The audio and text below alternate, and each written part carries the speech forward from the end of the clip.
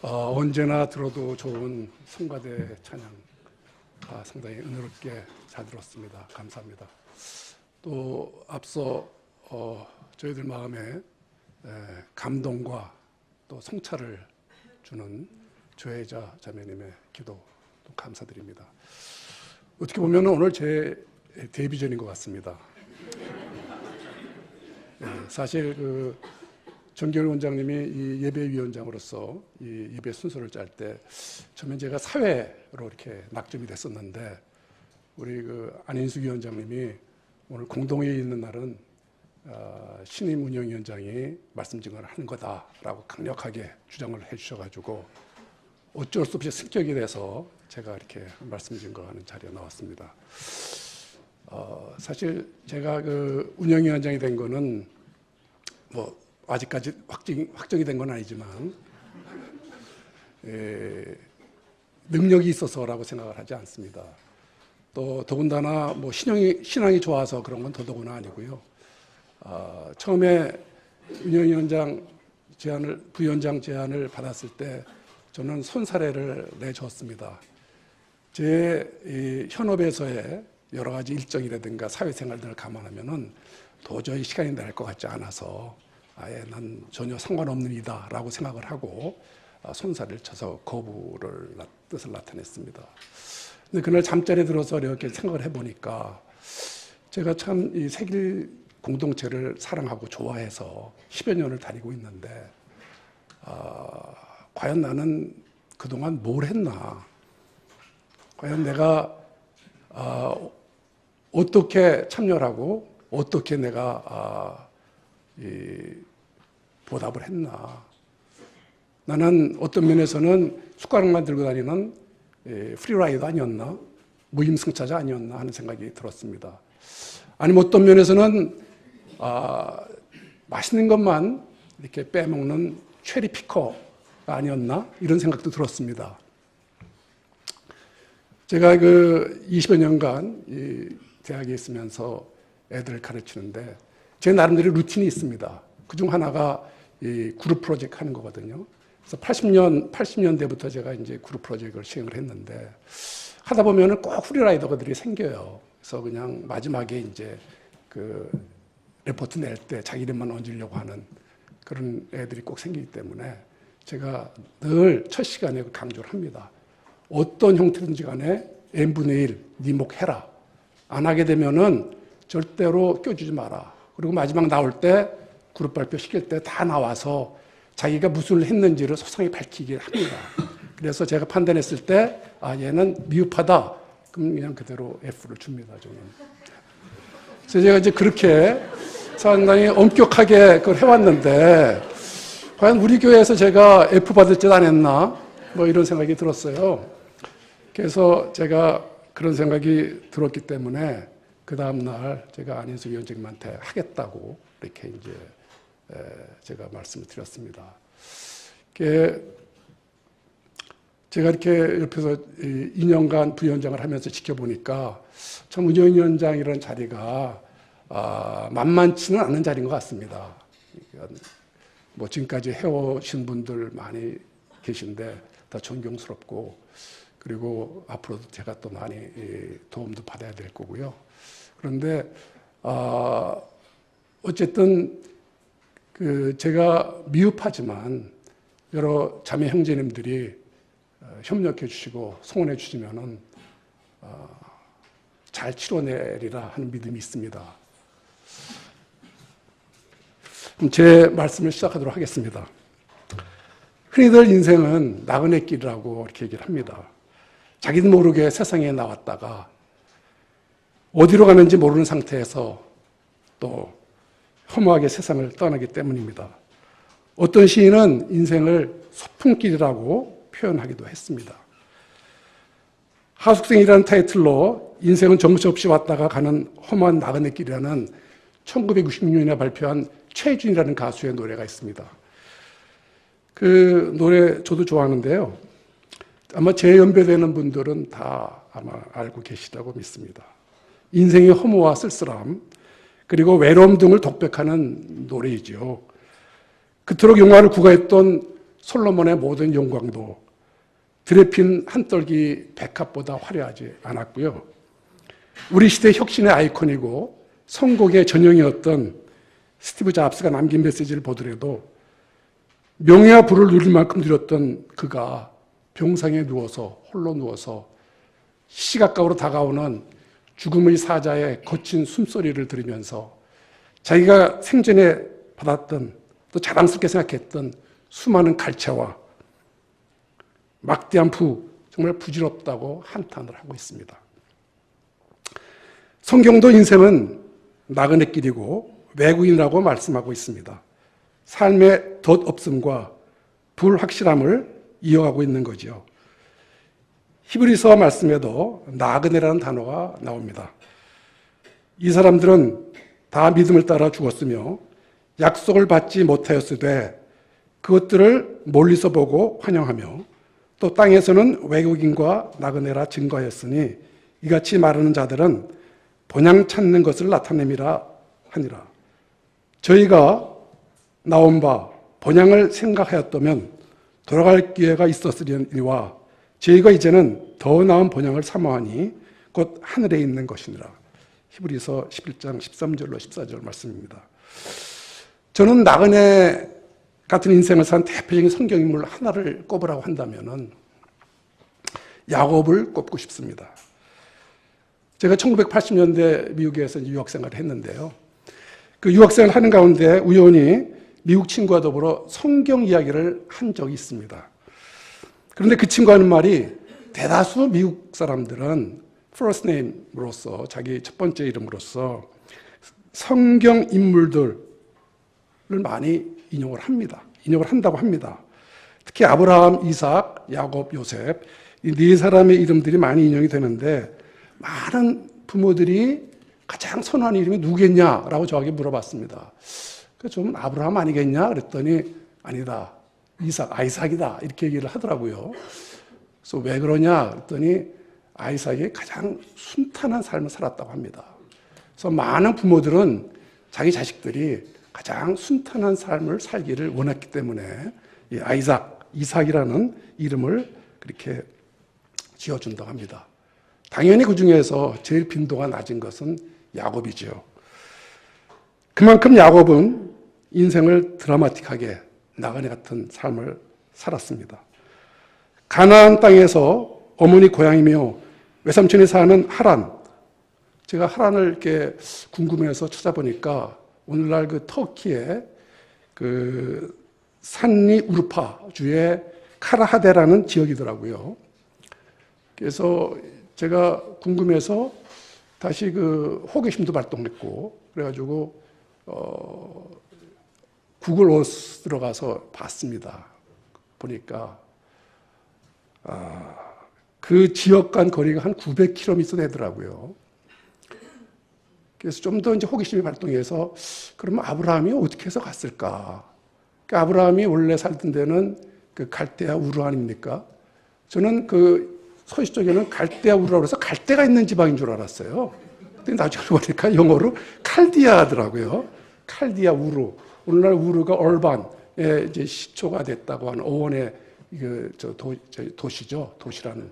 그래서 칼디아 도시라는 데라고 합니다. 거기가 이제 유프라데스 남쪽에 있는데요. 남쪽에서 이렇게 보니까 그 아브라함이 곧바로 가나안으로 안 가고 위로 올라갔다가 내려가더라고요. 하란은 위에 있고 카란은 올라 터키 지방이니까 위쪽에 있고 칼데아는 이락 남쪽이니까 밑에 있고 그다음에 가나안은 지금 이제 팔레스타인 지방이니까 이 서쪽에 있죠. 완전 삼각형 꼭지점에 해당되는 그런 방향으로 이제 이 아브라함이 여정을 잡고 가더라고요. 그래서 왜 그렇게 갔나 봤더니 오늘날에도 거기가 상당히 그 변변한 길도 없는 사막이고 암반 지역이고 하기 때문에 도저히 갈 수 없는 그렇기 때문에 몇 년을 걸려서 결국은 이 농사 지어가면서 먹고 살면서 가야 되는 그런 아마 여정이었기 때문에 방향을 그렇게 잡지 않았나 생각을 합니다. 하란까지 한 900km 되고요. 그리고 이 구글 지도 들어가서 보니까 오늘날 간다고 하더라도 한 도보로 184시간 나오더라고요. 184시간이면은 하루에 6시간씩 간다고 치더라도 30여일 좋게 걸렸을 그러한 그 여정입니다. 그곳의 기후는 낮에는 뜨겁고 밤에는 기온이 급강하여 뼛속까지 추위가 스며들 정도라고 합니다. 오늘날에도 그렇다고 합니다. 외삼촌과 7년, 또 레아와 7년, 라헬과 7년, 도합 21년을 시험과 연단을 받으면서 타향에서 나그네 인생을 살았습니다.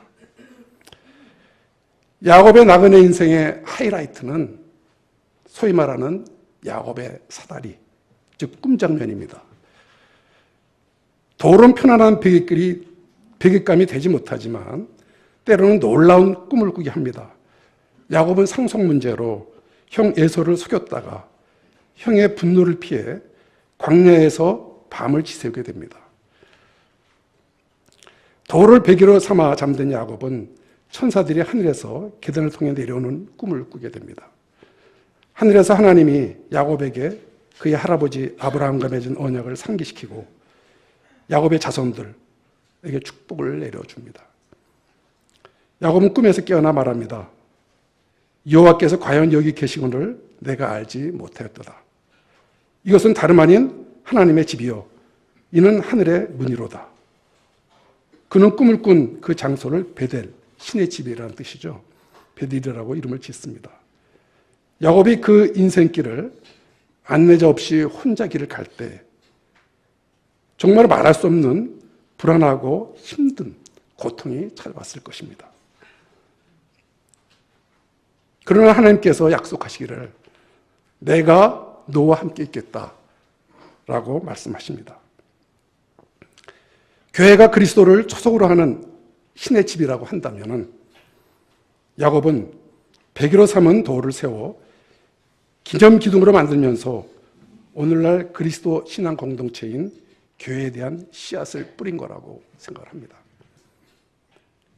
일찍이 사람들은 나그네로 대표되는 외롭고 쓸쓸한 그리고 험한 인생의 본질을 알았던 것 같습니다. 그래서 원시 시대부터 공동체를 이루며 외부 환경에서 발생하는 다양한 위험을 막아내고 또 상부상조하면서 서로 이해하고 그러면서 외로움을 극복하고자 했던 것 같습니다. 사실 공동체는 비단 인간만이 이루는 사회단위는 아닙니다. 여러 동물들도 공동체를 이루고 있고 식물들도 공동체를 이루고 있습니다. 그 애리조나 사막을 이제 지나면서도 제가 느낀 건데요. 애리조나 사막을 자동차로 여행을 하다 보면은 그 광대한 그 사막에 그 캡터스, 그 선인장들이 계속 자라고 있는 걸 볼 수 있습니다. 근데 어느 순간 캡터스와 조슈아 추리가 이렇게 혼합이 돼서 있다가 조금 있다 보면은 조슈아 추리만 계속 있는 걸 볼 수 있습니다. 저는 처음에 상당히 의아했어요. 왜 캡터스가 이 선인장이 있는 곳에 조슈아 추리가 잘 못 사나. 그런데 나중에 알고 보니까 이 군락이라고 하는 즉 공동체죠. 이런 군락 같은 종의 식물끼리 군락을 이루게 되면은 다른 생물들이 주위에 못 들어오게 된다고 합니다. 그래서 자기네들끼리 정말 편안하게 서식을 할 수 있다고 하네요. 역시 이제 공동체죠. 공동체는 일반적으로 공동의 생활 공간에서 상호작용하며 유대감을 공유하는 집단을 의미합니다. 혈연과 지연 공동체는 오랫동안 한국인들의 사회, 경제, 문화적 삶에 있어서 핵심적인 위치에 있었습니다. 최근에는 새로운 사회 환경 속에서 공동체의 가치를 실현하는 유연한 공동체들이 다양하게 많이 파생이 되고 있습니다. 이와 같은 관점에서 본다면 같은 신앙을 고백하는 사람들이 모여서 생활이나 운명을 같이 하는 조직회를 만드는 것은 너무 자연스러운 현상이며 이것이 바로 신앙 공동체라고 할 수 있습니다. 인간은 누구나 사랑 혹은 법을 바탕으로 구성된 공동체와 사회 안에서 살아가기 때문입니다.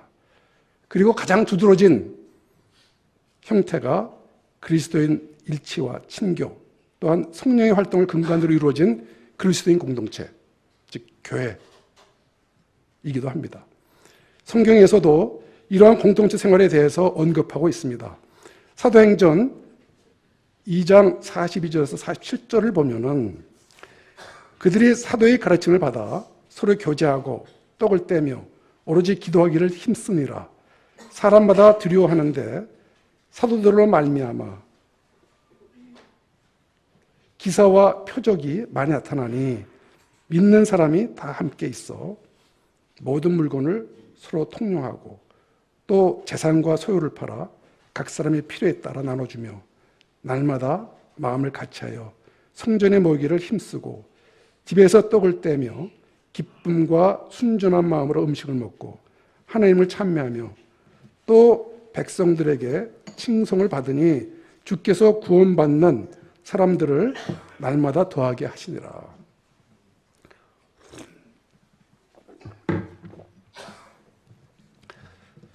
그러면 우리들은 왜 신앙 공동체를 이루면서 살아가고 있는 것인가요? 하나님 잘 믿고 신앙생활 열심히 하다가 구원받아서 천국 가려고 하는 건가요? 그렇다면 굳이 공동체를 만들어 신앙생활 할 필요가 없겠지요. 개인적으로 신앙생활은 충분히 가능한 것이니까요. 더군다나 우리는 왜 신앙 새길 공동체를 만들었고 그 공동체 일원이 되어 교회 생활을 하고 있는 것일까요? 지금 이 자리에서 살펴보면은 30년 전 세길교회를 창립하면서부터 그 일원이 되신 분, 또 얼마 전에야 세길을 만나서 구성원이 되신 분까지 다양하게 세길 공동체에 참여하고 있음을 볼 수 있습니다. 그러나 참여 세월에 관계없이 한 가지 분명한 공통점은 기성교회에서는 더 이상 신앙생활을 못하겠다, 더 이상 하기 어렵다 하는 인식을 같이 하는 것일 것입니다. 얼마 전에 한국기독교 목회자협의회가 한국인의 종교생활과 신앙의식을 조사해 발표한 적이 있습니다. 교회에 대한 신뢰도는 물론 호감도는 하락했습니다. 주요 종교 중 거의 꼴찌에 머무르고 있는 것을 알 수 있습니다.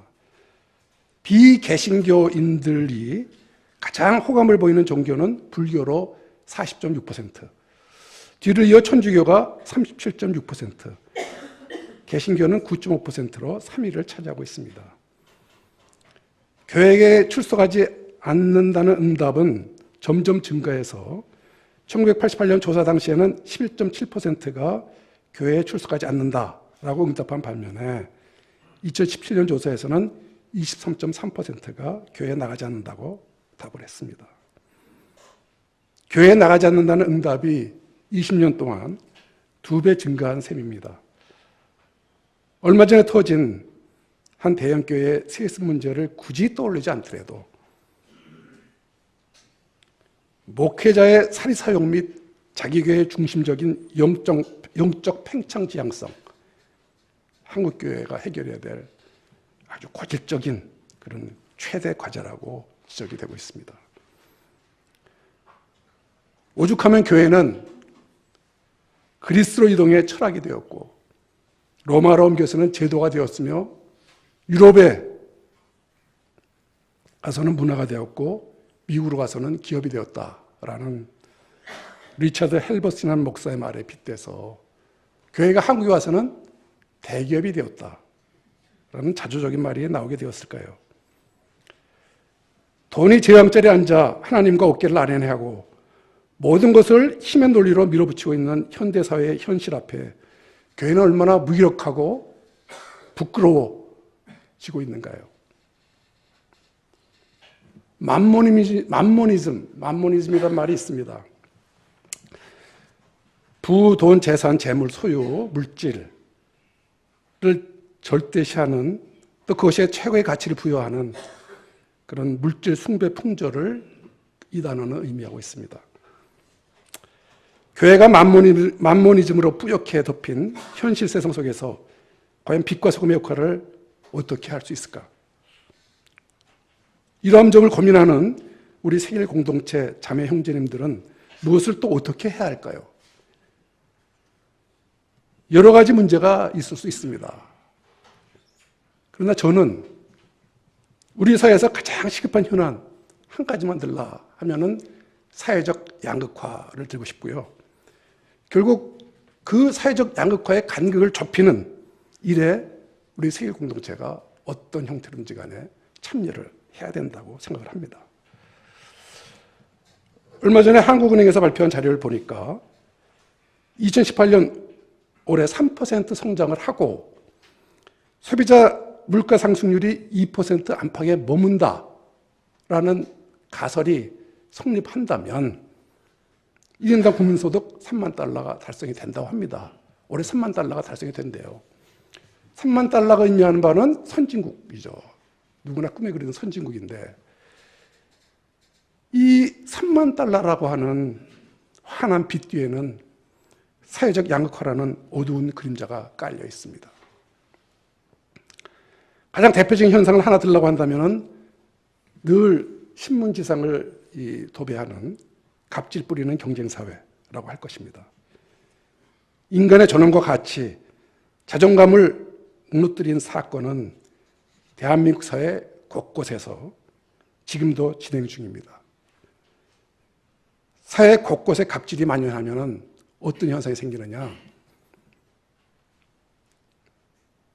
제일 먼저 생기는 현상이 인간의 존엄성을 바닥으로 떨어뜨리는 겁니다. 2010년 미국 심리학자 에드 디너의 연구팀이 130개 국가를 상대로 해서 조사를 했습니다. 가장 대표적인 질문이 뭐냐? 하나의 인간으로 존중받고 있느냐라는 질문입니다. 그 비율을 보니까 덴마크는 94%, 미국은 88%인데 대한민국은 56%에 그쳤습니다. 아프리카의 짐바브웨라는 나라도 72%를 기록을 하고 있습니다. 이렇게 사람에 대한 존중이 무너져 버리는 이런 자리에는 공동체도 역시 무너져 내리게 됩니다. 실제로 대한민국은 경제협력개발기구 36개국 중 공동체 지수, 이 공동체 지수라고 하는 것은 공동체 생활로 위안을 얻고 자기 정체성을 확립할 수 있는 그런 지수를 얘기합니다. 공동체 지수가 지난해 꼴찌였습니다. 그러다 보니 대한민국은 자살률이 전 세계에서 1위고 2위보다 2배나 높죠. 출산율이 1.16명, 224개국 중 219위. 참고적으로 북한은 1.95명이고요. 일본도 1.41명, 중국도 1.60명, 미국은 1.43명입니다. 근데 또 이어 반대로 기대 수명은 82.5세로 11위를 차지하고 있고, 이렇게 되니 가족이나 이웃과의 단절, 경제적 궁핍, 고독사 등 다양한 고령화 사회의 문제를 야기시키고 있는 나라이기도 합니다. 연 1,000만 원 육박하는 비상 등록금과 만석 취업난을 겪고 있기 때문에 이런 현상은 청년의 일자리 문제를 심화시키고 있고 희망 또한 가난해지고 있습니다. 소득 빈곤이 생계형 묻지마 노동으로 이어지고 묻지마 장시간 노동이 시간 빈곤으로 이어지는, 그래서 결국 생계에 쫓겨 졸업과 동시에 내동댕이 치듯 취업시장에 투입된 빈곤층 청년에게 세상은 너무나 힘들고 어렵습니다. 다 아시겠지만 사회적 양극화의 중심에는 경제적 양극화가 자리 잡고 있습니다. 노동시장의 이중구조는 더욱 고착화되어 가고 있고 대기업과 중소기업 그리고 정규직과 비정규직의 임금 격차는 날로 커져가고 있으며 기업도산과 실업적인 고통은 깊이 새겨지면서 중산층은 얇아지고 빈곤층은 늘어가고 있습니다. 통계적으로 보더라도 상위 10%의 부유층이 국가 전체 재산의 70%를 차지하고 있고 하위 50%의 국민은 국가 전체 재산의 1.7%만을 보유하고 있습니다. 물론 양극화 문제는 우리 대한민국에만 국한되고 있는 건 아닙니다. 국제구호단체인 악스팜이라고 하는 구호단체가 있는데요. 그 악스팜이 내놓은 보고서에 따르면 2016년 세계 상위 그룹 1%입니다. 이 재산이 나머지 99%의 재산 총액과 같아지고 그 이후로는 오히려 상위 1%의 재산이 더 많아질 걸로 이렇게 예상을 하고 있습니다. 더 자극적인 내용도 있습니다. 전 세계 하위 50%에 해당되는 35억 명, 한 70명 정도, 70억 정도 있다고 보지 않습니까? 우리 지구상에. 35억 명의 재산을 다 합쳐봐야 세계 최고 부자의 61명의 재산 정도밖에 안 된다는 것입니다. 우리나라뿐 아니라 전 세계가 양극화 이미 한계에 다다르고 있는 것 같습니다. 그런데도 불구하고 상황은 계속해서 극점인 1%에서 초극점인 0.01% 방향으로 갑니다. 이제는 1%대 99%의 문제가 아니라 0.01% 내 99.99%의 문제로 양극화 문제가 치닫고 있습니다. 이쯤 되면 한국 사회 전반에 들여온 상흔 중 하나가 바로 불안이며 불안한 현실과 불확실한 미래 때문에 한국인은 생존 위협에 대한 만성화된 공포를 가지고 있다는 일부 사회학자들의 말에 머리를 끄덕일 수밖에 없게 됩니다. 우리는 현재 험하고 외로운 나그네 같은 인생길에서 어떤 면에서는 다행스럽게라고 할까요? 뭐 어렵게 하다고 할까요? 세계를 만났습니다. 세계를 만나서 신앙 공동체를 이루며 신앙생활을 하고 있습니다. 여기서 한번 생각을 해보죠. 그런데 왜 굳이 여기서 신앙 공동체 생활을 하고 있는 것일까요? 우리끼리만 잘 살고 행복하자고 그러는 것은 아닐 것입니다. 우리들 삶은 크게 두 가지 형태로 나눠질 수 있을 것 같습니다.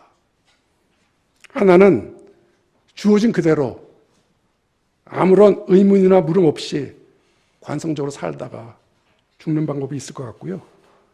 또 다른 한편의 삶은 자기 삶이 어째서 주어졌고 왜 하필 그런 방식으로 그런 곳에서 그런 시대에 살도록 주어졌는지를 따져 물어가며 사는 것입니다. 그러면 세계 공동체 생활을 하는 이유는 무엇이어야 할까요? 세계 신앙 고백에서는 이 땅의 생명과 평화 그리고 정의의 새 하늘 새 땅을 일구고자 한다고 말하고 있습니다. 아울러 더불어 함께 사는 하나님 나라를 이 땅에 실현하고자 한다고 말하고 있습니다. 함께라는 말보다 혼자라는 말이 더 자연스러운 이 시대에 공동체라는 말이 자칫 생소하게 들릴지 모르는 이 시대에 이기주의와 물질 만능주의 등 세속화된 우리 사회에서 세계는 평신도의 역할과 사역의 중요성을 인식하고 교회 갱신의 실천적 역량을 강화해 나가야 합니다. 이를 위해서는 수직적이 아니라 수평적으로 협업해 나가는 공동체를 만드는 것이 중요합니다. 그 과정에서 새로운 교우들이 올 것이고 그 새로운 교우들을 포함해서 구성원 상호 간에 단기적으로는 관계가 시작이 되고 또 장기적으로는 그 관계가 유지되며 강화되는 것이 핵심입니다. 떠나는 사람들의 변을 좀 들어보면요. 우리에게 통계적으로 제가 자세히는 안 내봤습니다만 대충 이렇게 물어보면은 한 최근 3년간에 한 40%의 어떤 새로운 신자가 오며 간 것 같습니다. 근데 간 사람들의 얘기를 들어보면은 가장 대표적인 응답이 세계교회가 좀 차다, 정이 없다, 뭐 이런 말을 합니다. 사실 우리는 정이 많은데 어떻게 정이 없다라는 말로 이렇게 피드백이 주어집니다. 왜 그럴까 하는 생각을 좀 다시 한번 해볼 필요가 있지 않을까 생각을 합니다.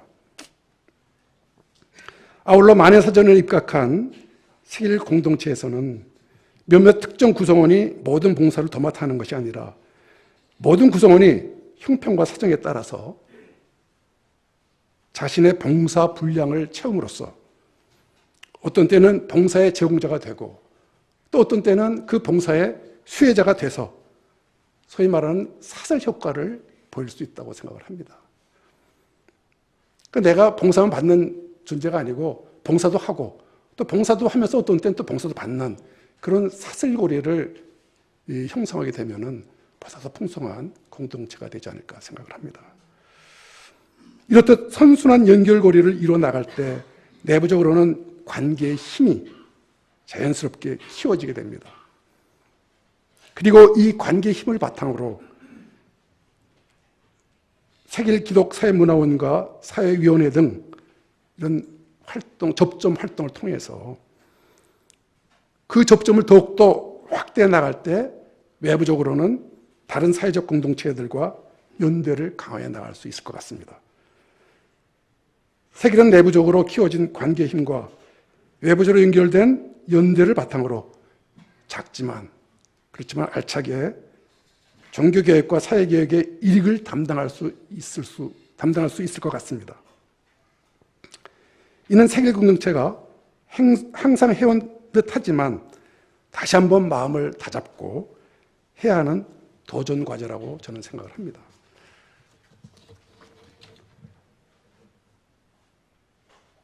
사람들이 밟고 다니는 먼지, 그런 먼지에게조차 밟히는 자세로 겸손한 사람만이 진실을 추구하는 사람 때문에 길로 다가선다라고 마하트마 간디가 이야기했다고 합니다. 즉 사람들에게는 고통받는 이웃의 삶을 돌보는 소위 말하는 사람 때문에 애틋함이 있기 때문입니다.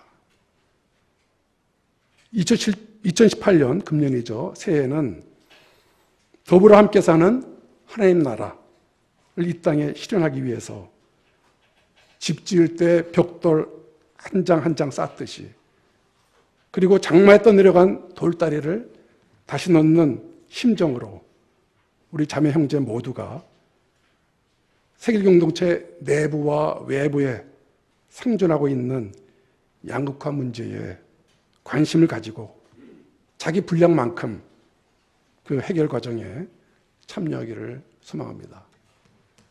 기도하겠습니다. 주님, 저희들 모두는 인생에 있어 나그네 같은 존재입니다. 외롭고 허망한 인생길에서 저희들을 당신의 자녀로 삼아주시고 세계 공동체를 만날 수 있게 해주시니 감사합니다. 세계 공동체가 자기 교회 중심적이 되지 않도록 깨어있게 하시고 수익적이 아니라 수평적으로 협업해 나가는 공동체가 되게 하소서. 그리해서 내부적으로는 관계의 힘을 키우고 외부적으로는 연대를 강화해서 우리 주위에 만연해 있는 양극화 문제를 자신의 분량만큼 참여하여 그 간극을 좁히는 역할을 할 수 있도록 도와주시옵소서. 이를 통해 우리 공동체 구성원 모두가 진정 사회적 약자의 이웃이 되어 더불어 함께 사는 하나님 나라를 실현해 나가는 삶을 살 수 있도록 허락하소서. 예수님의 이름으로 기도드렸사옵나이다.